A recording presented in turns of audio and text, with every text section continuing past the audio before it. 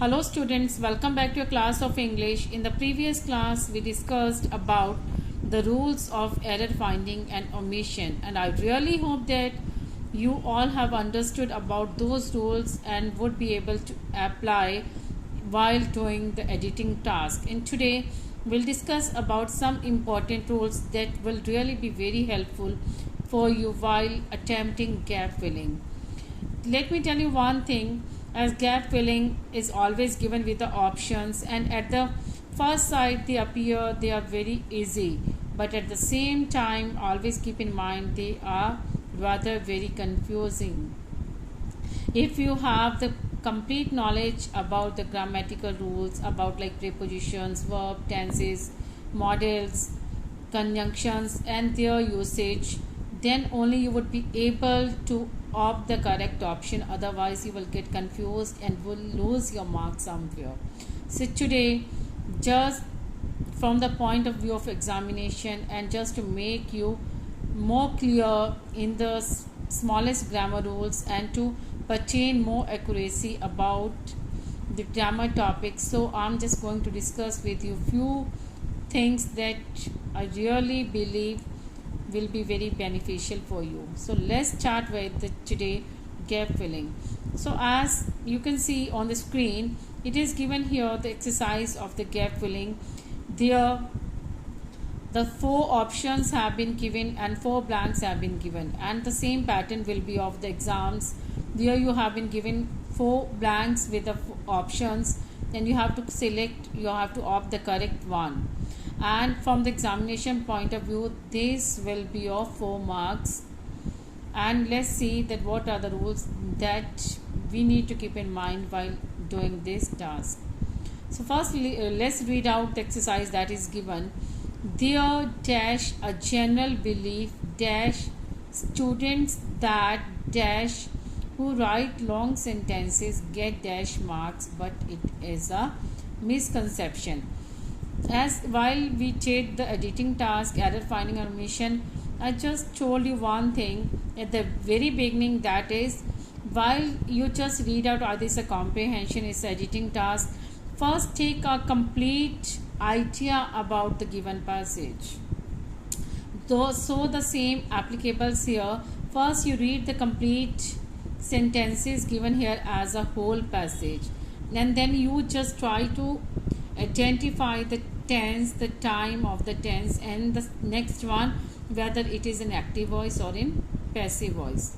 So here, as we have read this, there dash a general belief dash students that. So here it is telling that the time, the tense of the time is in the present, and moreover it is in active voice.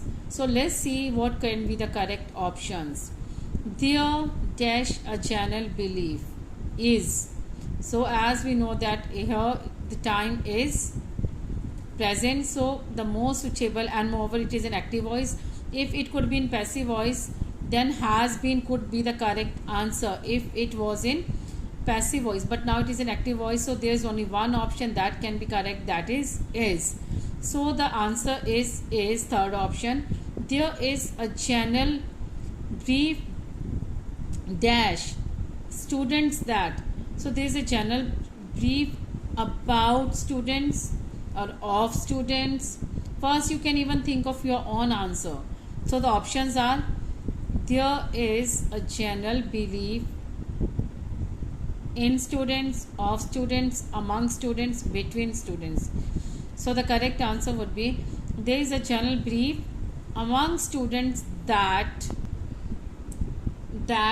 dash who write long sentences. Con, it is means we can say the relative pronoun that is connected with the students. Those who write long sentences get dash marks. Obviously when it's a misconception, that it will get more marks, but it is a misconception, will get more marks. Now as dear students, you have seen that while filling the gap while doing the gap filling, we have to either fill the suitable blanks with the suitable prepositions, determiners, tenses, models, conjunctions, articles. So let's see about some of the rules that can be really very helpful for you. So the first one important rule, that is the plus adjective. As we know that there are 3 degrees of adjective, that are positive degree, comparative degree, and the superlative degree. And when we talk about the superlative degree, then it will always carrying or preceded by the article the best, the most beautiful, the highest, the latest. So whenever there is superlative degree, it will always be preceded by the article the. So this rule you always have to keep in mind while doing either editing tasks or gap filling or doing any of the writing skills. So when you are using any of the adjective superlative degree, then it will be preceded by the article the. And the next one, usage of could. Could is used to refer possibility. As we always know that can's past, could is the past of can, but could has its also other usages beside being the verb in the past tense. As could is used to refer possibility, this could be very harmful for us. So this possibility obviously would be in the present time. So this could be very harmful for us, or this could be very interesting for us. So it is telling about the past. So the other one is the usage of must. As we know that can, could, all these are modal verbs and they depict different moods. Either it can be the possibility, probability, capacity, compulsion, necessity, order, suggestion, sometimes the moral duty. So if we talk about the modal verb must, the first one, it is bounded by the laws, the rules and regulations. So it will depict about the compulsion or the necessity. If I'll say, for example, you must be quiet in the school library, as it is by rule. You must pay your fee by the 10th of every month. You must obey the law, or you must buy the ticket before going to watch a movie. So when we talk about the compulsion or the necessity, then we use the modal verb must.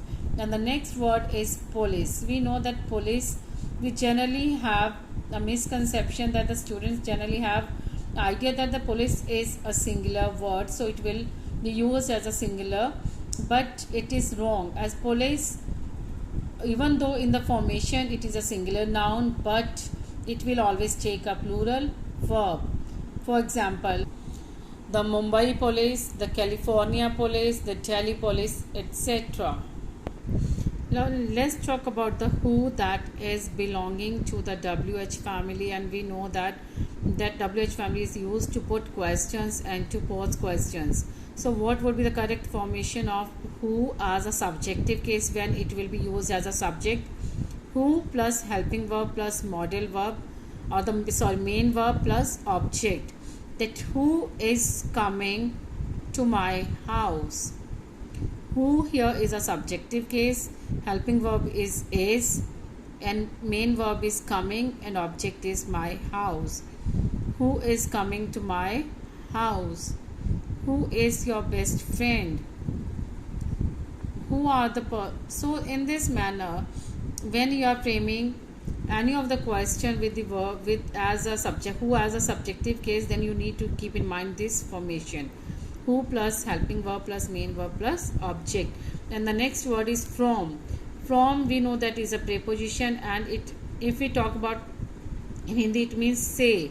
I'm coming from Delhi. Say, I'm coming from Delhi.